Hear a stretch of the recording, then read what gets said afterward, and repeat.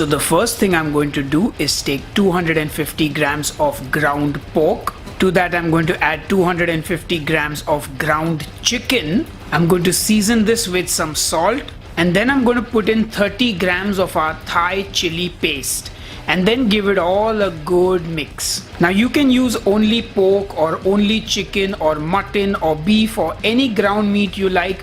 I wanted to do something different, that is why I mixed pork and chicken. I have a feeling this will be really delicious.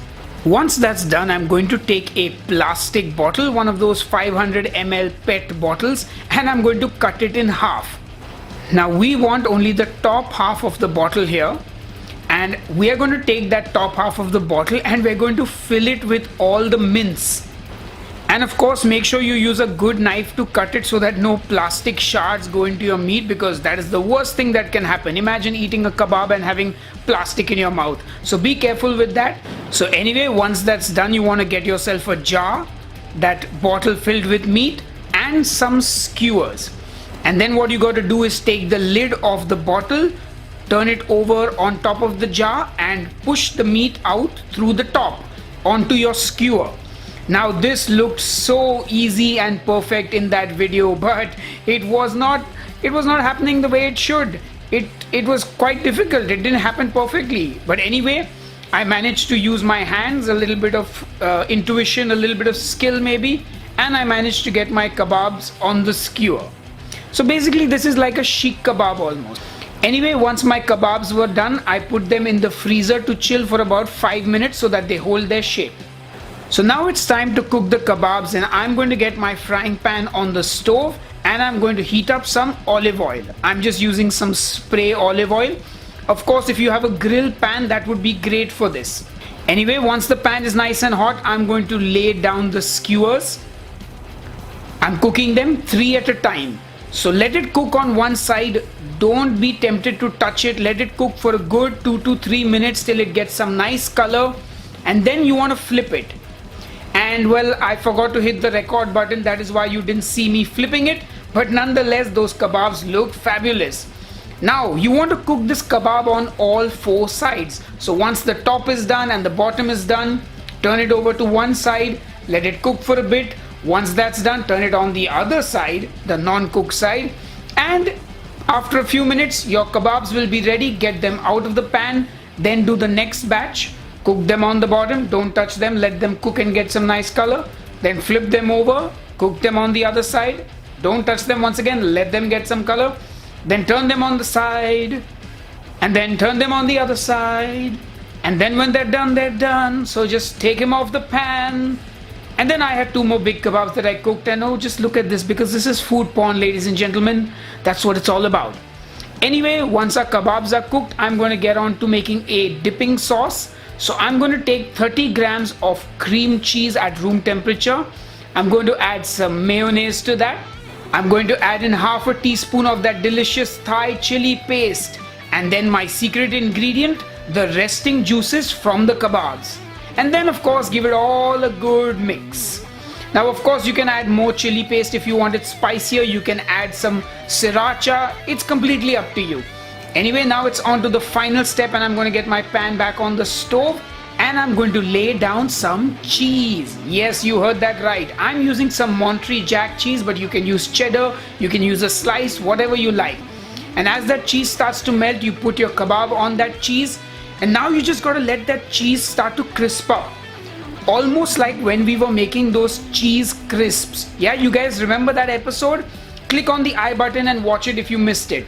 Anyway, once that cheese starts to get some crispiness to it, you just basically roll the kebab around in that, and you encase the kebab in that delicious crispy cheese. And well, you do 1, you do 2.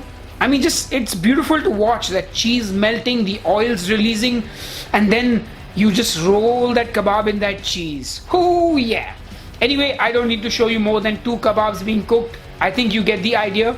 And yeah, that's it, ladies and gentlemen. Our kebabs are ready, and they look really good, and I can't wait to taste.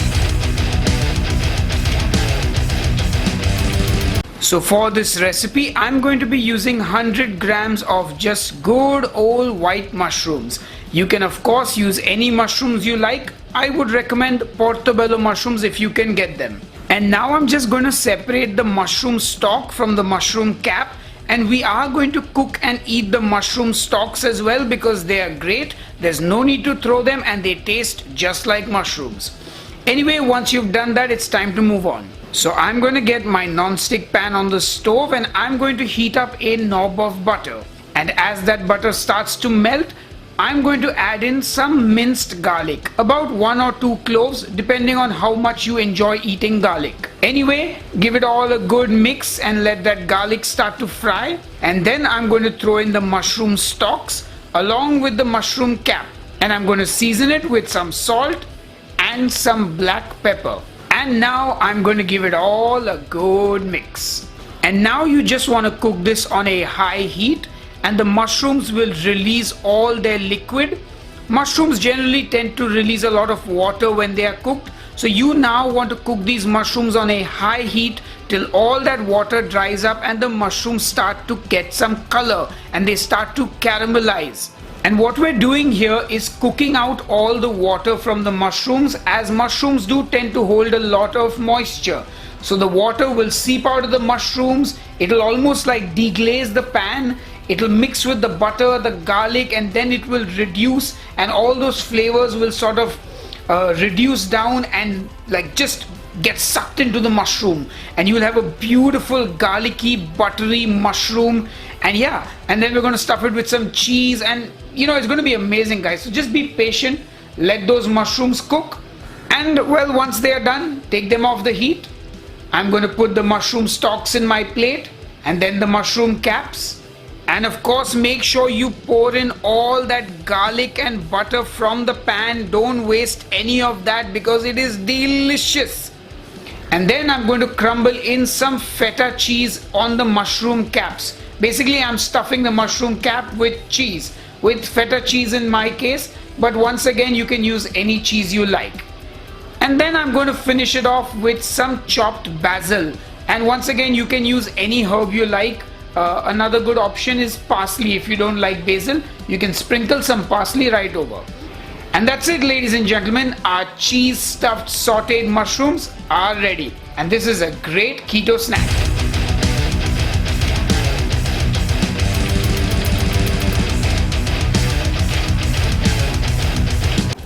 So the first thing I'm going to do is take about 30 grams of processed Indian cheese and put it in a bowl. Now you can use any cheese that you like. You can use cheddar, you can use Monterey Jack in case you cannot find this processed Indian cheese. And then you just want to kind of mash it up a little bit. You want to almost make like a cheesy paste out of it. Once you've done that, you're going to add in about 50 grams of heavy whipping cream, and you want to give it a little bit of a mix. You want to mash that cream and that cheese together to make like a creamy cheesy paste. Then into this I'm adding some ginger garlic paste, some salt for taste, some black pepper powder, some cardamom powder, some coriander, and then once again give it all a good mix. And this is our basic marinade for the chicken. Now I added a little more cream because I thought the marinade might be a little less than I require, and the cream would help loosen it up a little bit as well. Anyway, give that all a good mix, and then it's time to add in the chicken wings.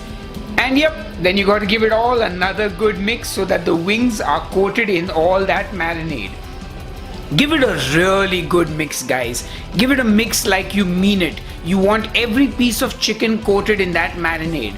And then of course you're going to let this marinate for about an hour, maybe 2 hours, maybe 4 hours, maybe even overnight if that's possible for you. Anyway, let it marinate. Once the chicken is done marinating, I'm going to put it on a wire rack on a baking tray because we are going to bake these chicken wings in the oven. Now make sure you don't waste any of that marinade, so scoop it all up and put it on the chicken wings. So these are going to go into a preheated oven at 225 degrees Celsius for about 25 to 30 minutes till they are cooked fully. And after about 25 minutes they are done and they look so good. Look at that lovely brown crust on the wings. Oh yeah! Anyway, serve them with some chutney or whatever dip you like, and our Malai chicken wings are ready.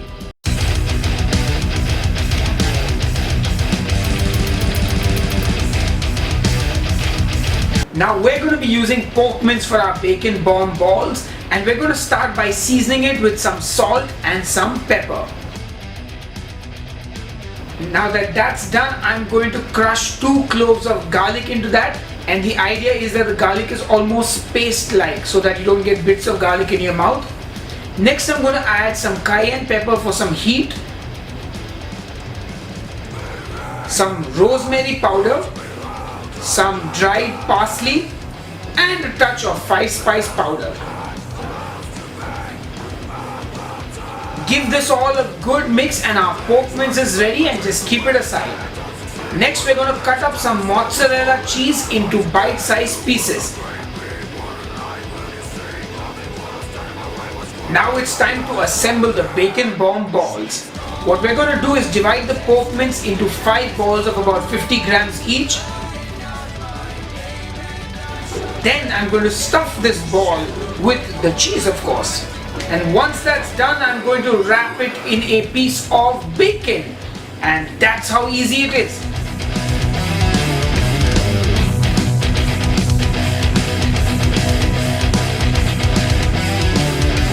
All you do goes back to you, the same no complaints is true. Lies will reveal the truth to reinforce your soul. Ain't no kind of excuse, some wrong you gotta do.